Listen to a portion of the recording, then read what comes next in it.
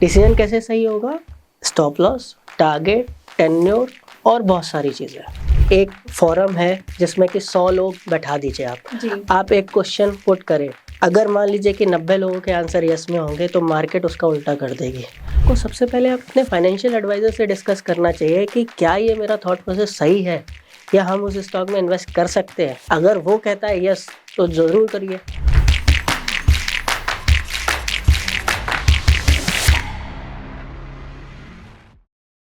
क्या आप भी उनमें से हैं जिनके साथ ऐसा होता है कि आपने कोई स्टॉक लिया, वो बाय किया तो वो गिर गया और सेल किया तो वो बढ़ गया, आपका स्टॉप लॉस लगा के टारगेट हिट हो गया, आपके पोर्टफोलियो में जो स्टॉक्स हैं उनको छोड़ के बाकी सब कुछ चल रहा है, मार्केट जा रही है लेकिन आपके स्टॉक्स नहीं चल रहे हैं। तो ये सारी चीजें क्या आप भी फेस करते हैं? क्यों फेस करते हैं? ऐसा क्यों होता है? तो इन सारे सवालों का जवाब जानने के लिए आज हम बात करेंगे इस वीडियो में।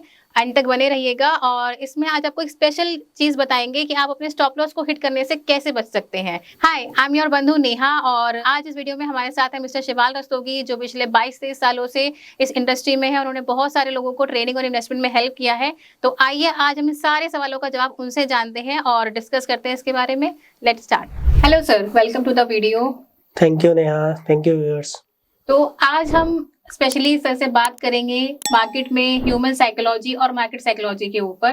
तो मैं पहले ये बता देना चाहती हूँ कि ये टॉपिक बहुत वास्ट है और इसलिए हम अपना वीडियो भी 2 से 3 पार्ट्स में पूरा करेंगे। तो आज जितने क्वेश्चंस मैं इस वीडियो में कवर कर सकती हूँ उस बारे में हम बात करते हैं सर से। तो सर, सबसे पहला क्वेश्चन कि जैसा कि लोगों के साथ होता है कि हम कुछ भी बाय करते हैं वो गिर जाता है और हम कुछ भी सेल करते हैं वो बढ़ जाता है। मोस्ट ऑफ द लोगों के साथ ऐसा होता है, तो इसके पीछे क्या रीजन है?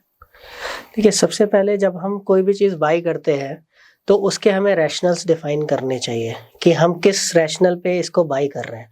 अगर आप इन्वेस्टर हो तो आपके लिए 2-3 पैरामीटर्स होने ज़रूरी हैं। सबसे पहला पैरामीटर तो ये है कि अगर आप कोई स्टॉक में इन्वेस्ट कर रहे हो तो उसका टेन्योर कितना लंबा होना चाहिए। आप 6 महीने के लिए इन्वेस्ट कर रहे हो, आप 1 साल के लिए इन्वेस्ट कर रहे हो, 2 साल के लिए इन्वेस्ट कर रहे हो, 5 साल के लिए इन्वेस्ट कर रहे हो या 10 साल के लिए इन्वेस्ट कर रहे हो। तो सबसे पहला, जब हम कोई भी ट्रेड लेने जा रहे हैं, इन्वेस्टमेंट करने जा रहे हैं, तो हमें टेन्योर डिसाइड करना है। उसके बाद में दूसरी चीज़ आती है कि भाई हम कितना अमाउंट उसमें लगा सकते हैं। आज हमारी पॉकेट कितनी अलाउ करती है। अब मान लीजिए कि हमारे पास में 1 लाख रुपए है जो कि स्पेयर है 1 साल के लिए। तो हम किसी भी स्टॉक में इन्वेस्ट करने जा रहे हैं तो हमें टेन्योर 1 साल या 1 साल से कम का ही रखना पड़ेगा, क्योंकि वो 1 साल के लिए पैसा हमारे पास फ्री है। अगर 2 साल का टेन्योर है किसी भी स्टॉक के लिए तो उस 1 साल के पैसे को हम 2 साल के टेन्योर के लिए यूज़ नहीं कर सकते। ठीक है। तीसरी चीज़ होती है रिस्क।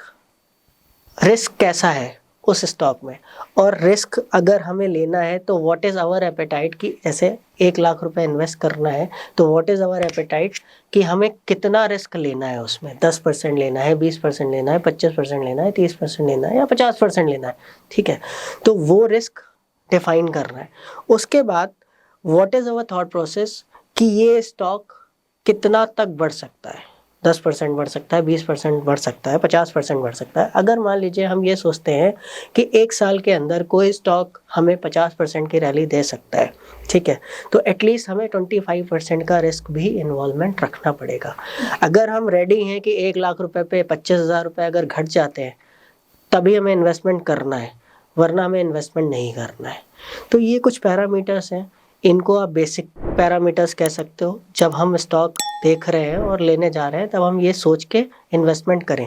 इसके अलावा अगर मैं फंडामेंटल्स की बात करूं, जैसे कि इन्वेस्टिंग की बात कर रहे हैं, तो वहाँ पे हमें फंडामेंटल एनालिसिस करना चाहिए।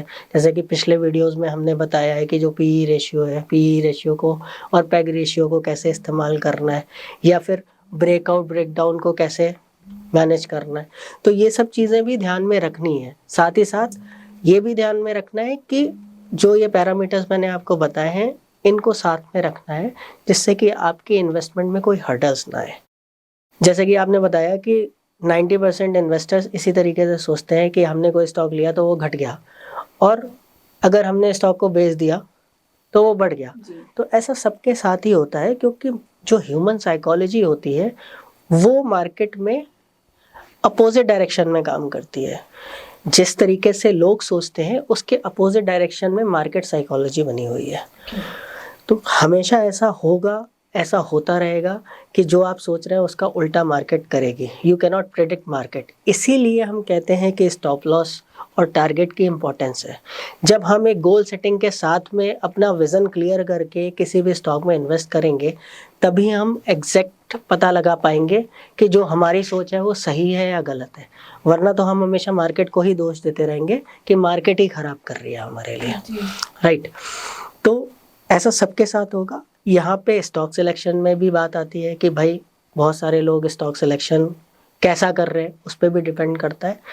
लेकिन ऐसा बिल्कुल भी नहीं है कि हम खरीदेंगे तो उसकी वजह से गिर जाता है या हम बेचेंगे तो उसकी वजह से बढ़। कुछ ना कुछ डिफरेंट रीज़न होता है उसको बढ़ने या घटने के लिए, राइट। या ऐसा भी हो सकता है सर कि जिस लेवल पे हमें सेल करना चाहिए हम वहाँ बाई कर रहे हैं, कई बार लोग ऐसा भी कर लेते हैं। ओके, देखिए लेवल्स की बात तो ये है कि हर लेवल पे बाइंग और सेलिंग हो रही है जी, ठीक है। तो मैं ऐसा तो बिल्कुल भी नहीं कहूँगा कि हमारा लेवल गलत है। भाई हमारा डिसीजन सही होना चाहिए।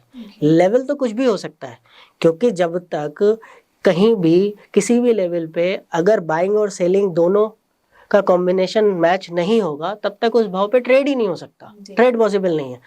तो ऐसा तो मैं बिल्कुल नहीं कहूँगा कि कोई अगर 1000 रुपये पे खरीद रहा है तो उस भी रहा है तो कोई ना कोई बेच रहा है। तो 1000 रुपये पे जो खरीद रहा है उसका थॉट प्रोसेस डिफरेंट होगा सेलर से, लेकिन ट्रेड तो वो दोनों ही कर रहे हैं। तो कहीं ना कहीं दोनों ही सही हैं अगर उनका डिसीजन सही है। डिसीजन कैसे सही होगा? स्टॉप लॉस, टारगेट, टेन्योर और बहुत सारी चीज़ें।